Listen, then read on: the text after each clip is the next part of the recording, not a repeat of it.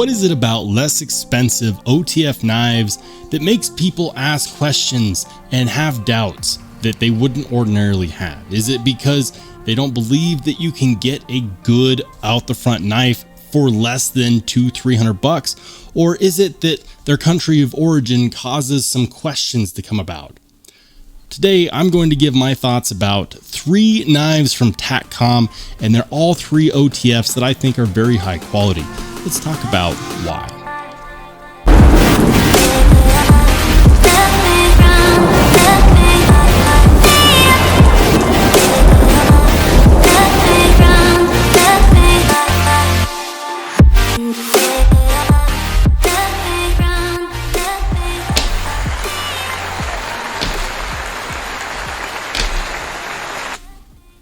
Guys, here they are, 3 TACCOM knives, and here's the thing. TACCOM makes knives that you look at online and it makes you wonder, how good are they? Are they worth the price? Should I spend a bit more and get something from maybe a premium American-made company? Only you can really answer that question at the end of the day, but I am still very grateful to have had the opportunity to have checked these knives out, because I know I kept seeing them online and I really wanted to find out more about them. I wanted to know, what are they like? Did the manufacturer do a good job? Were they assembled well here in the United States? And in the last couple weeks that I've had these in my possession, I believe that I've had the opportunity to really answer that question. And I gotta say, it's a positive thing. And today I wanted to talk about why. All 3 of these knives are currently available, and if you want to pick one up, might as well get it from dnknives.com. I will link below. No, it is not an affiliate link, but you can, of course, use code Rollshambo10 for 10% off. And so as good as these are currently priced, you can actually get them for a little bit less than what they're currently priced, and that's cool. I'm just going to offer my opinion. If you want to know the specs, if you want to, see my first impressions after getting them out of the box, I'll go ahead and link that up above. This is just going to be kind of my final thoughts before I send them to their next destination, because no, I do not get to keep these. I was not bribed with the cutlery, but I am grateful to have had the opportunity to check it out, because I know that every time I see one of these knives online, my first question is it worth it? Let's talk about that. This is the TACCOM Stubby, and I still haven't quite figured out if these are actually inlays or not. I know, it's kind of embarrassing. I should know by now, right? I do think that they are inlays. Of course, I could be wrong. I'm sure that some of you in the comment section might be more, experienced or knowledgeable than me. That's cool. If you think that these are actually stickers and not inlays, let me know. I don't typically like small OTFs. I don't. I like knives that fit in my average man-size hands. When I say average, the average man wears large-size gloves. Apologies to those of you who don't, and for those of you with extra large-size hands, but that's kind of why I shy away from smaller OTFs in general. Now, this one is a small OTF. It's going to meet a lot of laws in a lot of states. See your local knife laws, but it's actually big enough. And this is going to be one of those knives that's perfect for opening boxes, for, a light carry. Maybe you love OTFs. OTFs have the perfect opportunity to be an excellent EDC. One hand open and close, hand always outside of the cutting path. And that action of opening and closing is quite addictive. This one's a great blade shape for EDC. Now, they do make this in a dagger style blade shape. And if you're wondering about the materials, this is 154 cm and aluminum with a double action, dual action, it's one of the two, switch. So one-handed, very good. Now, I have fidgeted with this because I have wanted to see if I could get it to fail. OTFs are known for failing, and it has not failed at all. Now, this specific one has Bestech's marking on it, which makes me believe that this is, in fact, the only one of these three that is made by Bestech. Again, I could be wrong, but Bestech isn't shy about their markings, and this is the only one of these three that has that.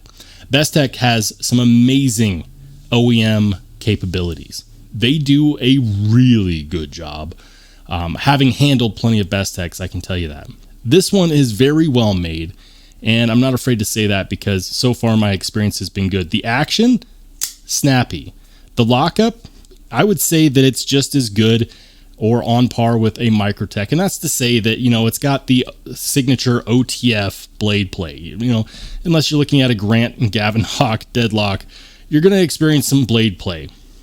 You know, insert the OTF in the comment section down below that you believe doesn't have blade play. I guarantee you that it does. So the action is good. The inlay work is good. The materials are good. This one is going to be going for about $150, at least on dnknives.com. I believe that the MSRP is a bit higher, but you know, don't pay MSRP on this knife. Go ahead and get it for the retail price, or you know, 10% off. So yeah, that's good. Good materials, good price. I feel like the pricing on this is fair.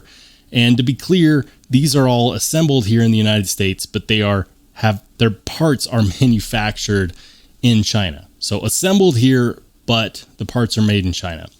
So moving on to this next one, this is the Vigor V2. And the best way that I can describe this is their best attempt at making a knife that competes, at least size-wise, with an ultratech. I do think that it's a teensy bit shorter than an ultratech, but I'll let you decide for yourself. Here is a microtech ultratech, and as you can see, the ultratech is a little bit longer. As far as the blade length is concerned, they're actually very, very close. Now, I know you're looking at my ultratech saying, dude, what happened to your Spartan blade? Don't ask. It was me. I happened to my Spartan blade. That's a story for another time. But the action is very light. Unlike a lot of microtechs, the switch on here is not harsh at all. This is easy to deploy and retract and manipulate and index. I'm not a huge fan of these pocket clips. You know, I want to see an OTF with a 3D milled pocket clip. Is that too much to ask? But in this case, it's not bad. The action is good. It's firm, but it's not heavy. It's not going to, you know, jar out of your hand. If you're looking for the firmest hardcore action, this is not it. I do, however, appreciate this inlay work. I appreciate the fact that they use modern screws and none of this proprietary screw baloney that we see with microtech. So I appreciate the decency of this inlay work with this G10 and aluminum. The ergos feel good. This is one that kind of grew on me over time. I wasn't as impressed with this one as I was with the other ones when I originally got it, but I gotta say that it has grown on me. It feels good in the hand. I feel like this is a very competent carry, and it's going to serve you well. Now, the Vigor V2 on DNK Knives is currently going for about $135. They have it 20% off, and I do believe that that's before my discount. So you could effectively get this for 30% off. You add my discount in there. I think that that is 100% worth it. Again, 154 cm on the blade. G10 inlay, very well done on this G10 inlay, by the way. And of course, aluminum handle skills with this shiny pocket clip. Not a fan of the pocket clip, but whatever. It serves its purpose, and that is good enough for me. That's the Vigor V2. Then lastly, we have this one. This is the Nighthawk. This is going to be the big daddy-o, and it doesn't disappoint. Now, initially I had said that I would prefer this in a dagger style blade because of the positioning of the switch, and I still hold to that. There's just something weird about deploying this out and not having that symmetrical dagger style blade. That being said, that's my only pet peeve with this one. The action is good. It has not failed on me at all. The materials are nice and simplistic, and this is one of those OTFs where if you want an OTF that fires hard and reliably, isn't too terribly difficult to index or to deploy. This is it. And for all of you out there that's saying, oh, they copied microtech on that one, I don't see it, guys. I just don't see it. For example, here's the ultratech, right? And these don't look alike at all. And you could say, well, maybe they're copying the Dirac Delta, but they're not. Let's stop saying that these candy bar style scales are a microtech thing. It's an OTF thing. There's only so many ways you can do this, and they actually left it pretty plain. The most similar microtech-esque design work is actually on this side jimping, and honestly, that's just smart. It's just smart to have some extra grip on this handle. It actually also has jimping up here on the spine of the blade, which is not something that I'm typically used to seeing on an OTF. The blade play on here is extremely minimal. I'd say that this is actually better than the blade play on a microtech. So that's impressive. It's a really freaking cool knife. And I think that at the end of the day, a lot of people are going to be very satisfied with this one. If you're looking for a full size OTF and you don't want to spend microtech money, guys, here you go. The company is American. The parts might not be, but it is assembled here. And they did a fantastic job. If you've ever taken apart an OTF, you know that they're not necessarily easy to assemble. There's a lot of opportunity to screw things up or to not necessarily get everything right and tight. And so the assembly process does actually matter. And I think that that's a discussion that we need to start having, especially since we're seeing more and more of these OTF knives that are made in China as far as the parts and then assembled here in the United States. And the reason why you'll see a lot of that out there is because Chinese companies, they can't export fully assembled automatic out the front knives to the US. They can send us a parts bucket, but that's about it. So if you're looking for an OTF and you don't want to break the bank, and maybe you don't like microtech, I don't know, this is going to do you well. This is going to do you really well. And I'm here to tell you that OTFs like this are on the rise. You may have seen my video on this guy. This is the SOS OTF. You can get this one on Blade Ops, and I still love this knife. This one is $100, but it's aluminum and D2. And so many of you guys watched my video on this and said, bruh, I just don't like D2. Well, I'm here to tell you that if you like the idea of this one, and you don't like D2, and you're okay spending, $20, $30, $40 more, here you go. This is what you get. And I got to say, if these are my options, I'm going to be happy every time. If you want to see my video on the SOS Knives OTF to hear more about why I love this knife so much, make sure you click the video that pops up next.